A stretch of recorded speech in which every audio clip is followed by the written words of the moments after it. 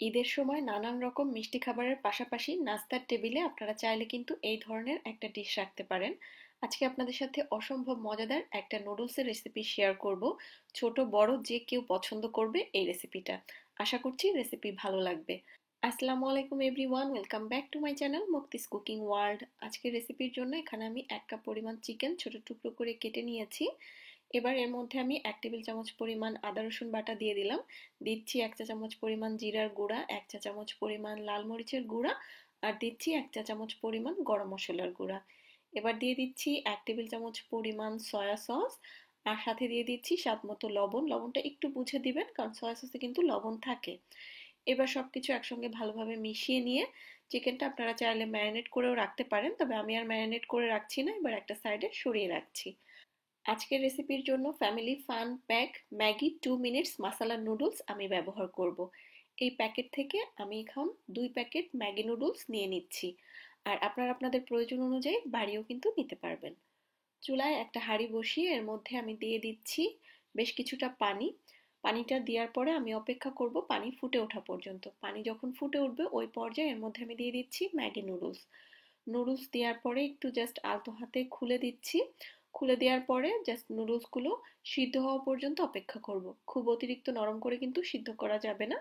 সিদ্ধ হয়ে যাওয়ার পরে এবার আমি চুলা থেকে নামিয়ে পানিটা ঝরিয়ে নিব।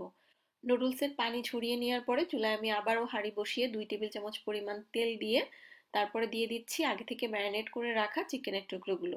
এবার চিকেনের টুকরোগুলো 4-5 মিনিটের মতো আমি জাস্ট একটু নেড়ে চেড়ে ভেজে নিব, যেহেতু এখানে মুরগির বুকের মাংস ব্যবহার করেছি আমরা। এগুলো সিদ্ধ হতে কিন্তু একদমই সময় লাগে না।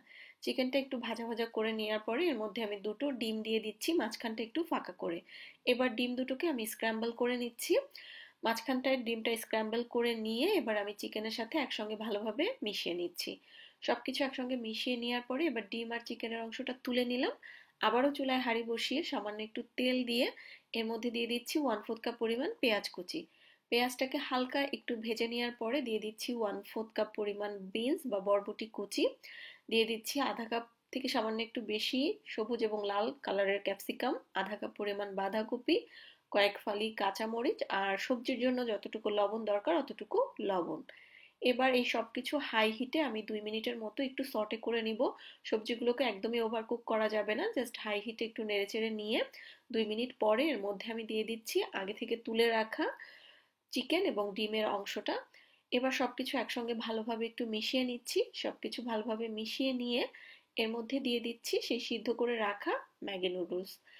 এবার এর মধ্যে আমি দিয়ে দিচ্ছি ম্যাগি নুডলসের সঙ্গে পাওয়া যায় যে টেস্ট মেকার, সেই টেস্ট মেকার দুটো, আর দিয়ে দিচ্ছি 1 টেবিল চামচ পরিমাণ সয়া সস। এবার সবকিছু একসঙ্গে খুব ভালোভাবে মিশিয়ে নিব। এই পর্যায়ে আলাদা করে কোনো লবণের প্রয়োজন নেই, নুডলসের সাথে যে টেস্ট মেকার আছে তার মধ্যে লবণ থাকে।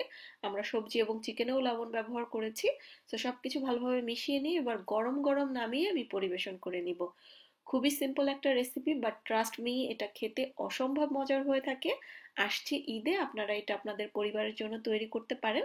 ছোট থেকে বড় যে কেউ পছন্দ করবে। সো আজকে বিদায় নিচ্ছি। আল্লাহ হাফেজ।